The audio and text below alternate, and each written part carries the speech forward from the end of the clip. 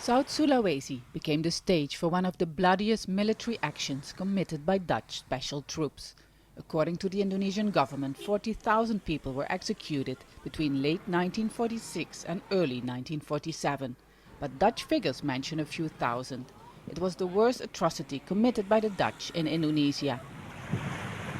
CHEDDUNG's husband was invited by Dutch forces to attend a meeting in January 1947. After the religious teacher showed up in his best clothes, he was executed together with 207 others.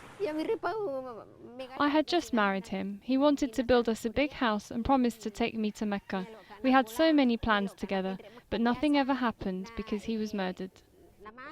On January 28, 1947, Dutch special troops executed 208 men here at this field in front of a local government office. It was one of many executions done by notorious Captain Westerling, who was long considered to be a hero in the Netherlands.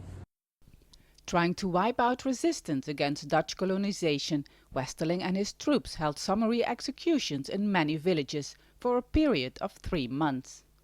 After the killings, he was never prosecuted. 93-year-old NANI is one of 10 widows who have received nearly $27,000. They got the money after their lawyer made a deal with the Dutch government, 66 years after their husbands were murdered. When I received the money from the Netherlands, I smelled it. I was so happy.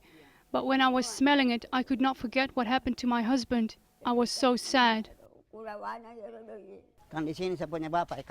The Dutch government has so far only compensated widows. Children of those executed say this is not fair. The father of ANDI, MONDJI, was one of 208 executed on this field. He witnessed it when he was still a small child. Look what I have lost back then. My grandmother was shot when she was 80 years old, and my father was shot and another relative too. All of them dead.